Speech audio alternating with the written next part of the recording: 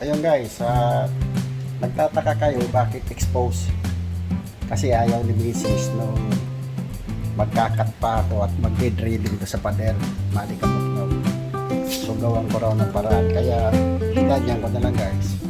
Anyway, mas maganda yan kasi mas madaling tanggalin kung kailangan na ilipat. So, yun. Hanggang dito na lang po at magandang umaga. 1 hour later. Hi guys, good evening. Ito, inabot na ako ng alas 6 ng gabi. So, ayun na yung nakabit ko. Continuation to no gawa ko kagabi. So, pangalawang araw. So, ayan. Distribution kasi ito guys. Doon sa likod. So, ito yung pinaka full box niya. Diyan sa tubular dadaan yung yan yung elbow na yan, diretso lang hanggang doon sa dulo. Kasi nandun guys yung kuwang ko malapit sa CR ko yung circuit breaker niya isa. So doon ko itatap. Plus yung distribution ng ilaw doon sa terrace hanggang garahe malaki. Lalatagan din natin yung guys. So ito guys, lalagyan ko na ng clamp to. Dalawa. Dito para bukas lalagyan na natin ng wire yung loob ng tubo, lalagyan ko na ng wire hanggang sa gilid ng outlet guys.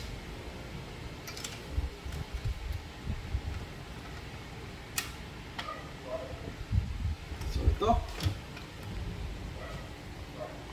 mamarka natin para pagbarena natin hindi siya sa lengkuan.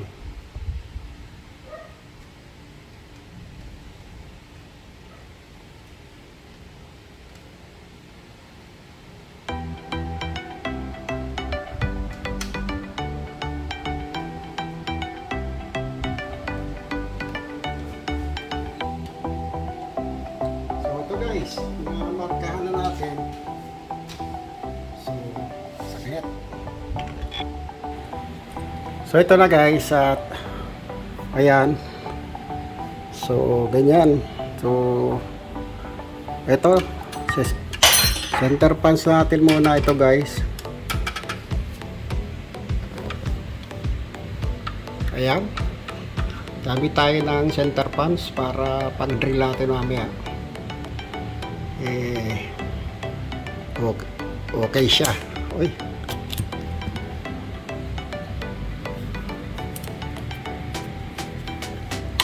Tapos ito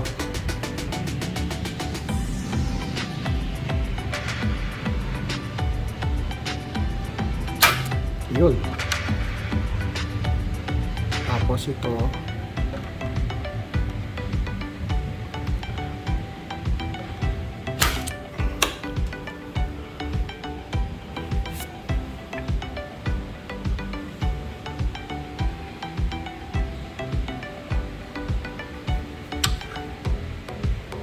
lumihis.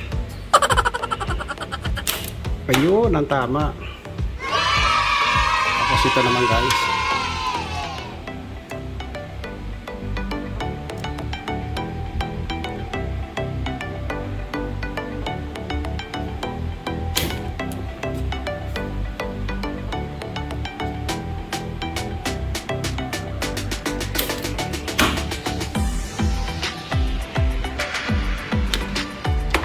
Yun. Ang galing. Ang galing.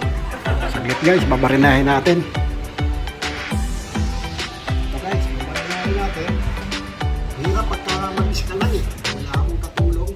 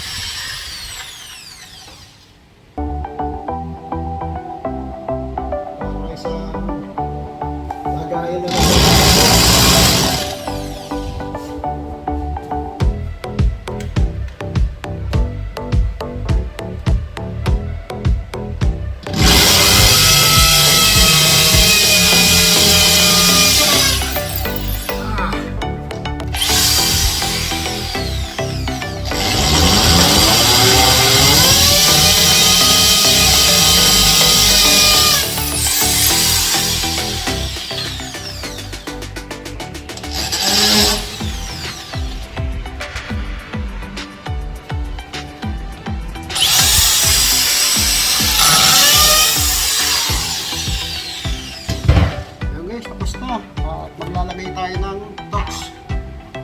Ito, size number 5. 5mm. So, yung gamit natin drill bit guys is 5mm din, complete. Para sa concrete.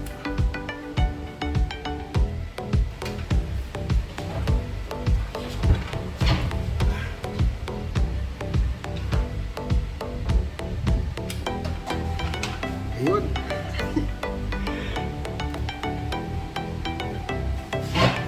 Kasi guys, hindi ko na hinintay yung bayaw ko na darating galing ibang bansa para kunti na lang yung gagawin namin sa kisamin na lang sa itaas guys. Kasi may mga papalitan din ako mga tricolor na ilaw doon. LED rin. At saka lipat ng switches na lilipat ko ng location.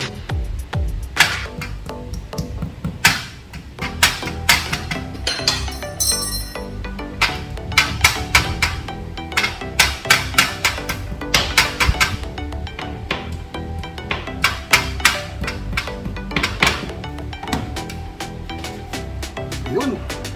Very good. A few moments later.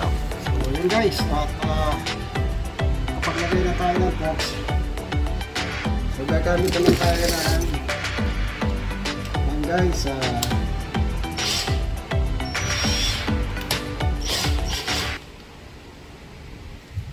cordless electric drill para doon sa tornilyo kasi masakit na yung grip mo, yung kamay ko kaka-grip, kakapihit ng pilipis ko. So ito, gagamitan lang natin ng kuwanto guys. Ito, black screw. 1N1 ha. So, saglit guys. So ito guys, lagyan na natin ng screw yung clamp natin.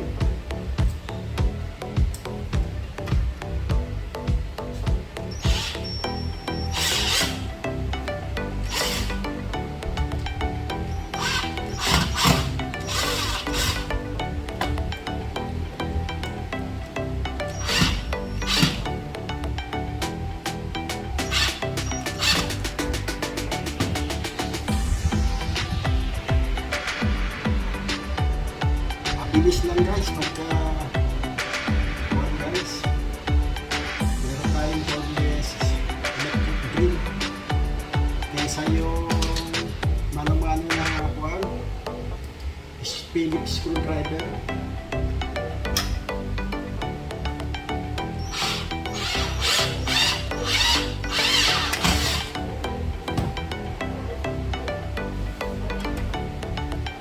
Ayun, nakalamit na natin guys. Isa pa.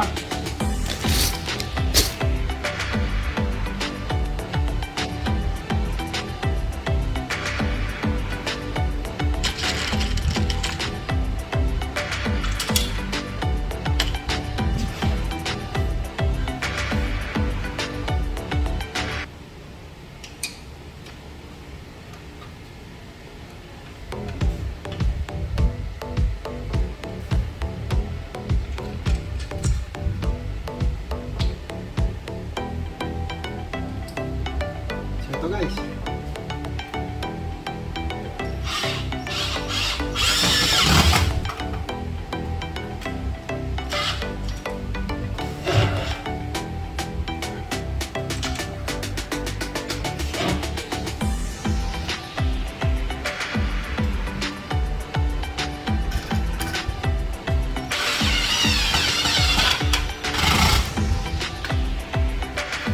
Walang galaw. Very good. Guys, pagka double hole clamp ang ginamit natin.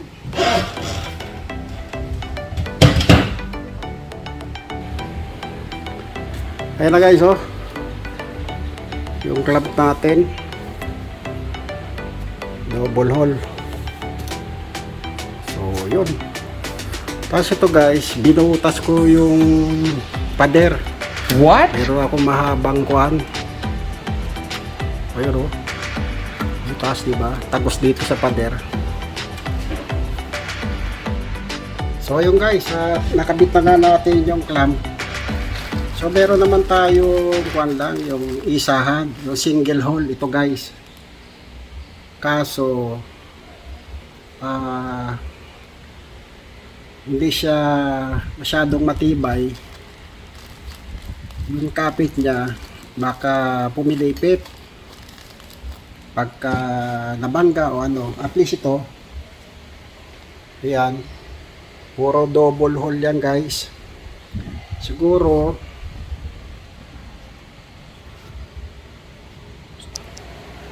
guys, dito natin gagamitin yung yan, diya sa tubular. Kung kasya yung double hole, pwede. Kung hindi, single na lang kakabit ko. Tama. Kasi kuwan lang naman na yan eh. Distribution na yan, dun.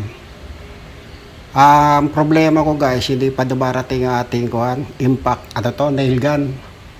Gabitan ko na lang siya ng nail gun guys. Para hindi na ako magbabarena. Kaya total naman attachment na lang yan. Siguro mamaya guys, natapos ko na yung layout ng pipe dito. Susukatin ko na lang guys yung haba ng wire na gagamitin natin, yung ilalagay natin sa loob para sa outlet. Para sakto yung putol natin. Kasi mag-isa lang ako guys eh, mahirap matake pagka hindi ko sinukat kung galing pa sa karton. So gagawin ko, susukatin ko yan, tapos ita-times 2 ko lang, saka ko hihilahin guys. Hindi ko malaman kung dito ako mag-umpisa. Pwede rin naman dito pag ganyan. So yun, para bukas kabit naman natin yung mga outlet na guys. Yan,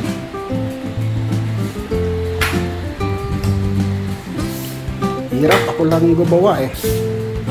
Ayan, para mapabilis lang yung trabaho pagdating ni Bayaw, doon na lang kami sa Kisame aakyat. At least dito ginawa ko na. Yun o, kakapagod pero okay lang. So ito guys, ito yung outlet na gagamitin natin para doon. So yan, ganyan yung gagamitin natin yung mga outlet. Double gang, yan, 2-pole double gang. So yan, mas madali kabit to kasi i-insert mo lang doon sa butas niya, tapos may lock screw. So madali lang.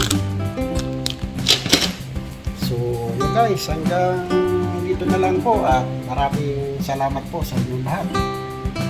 At kita-kita tayo ulit bukas paglatag ko ng wire. Hanggang sa muli, paalam.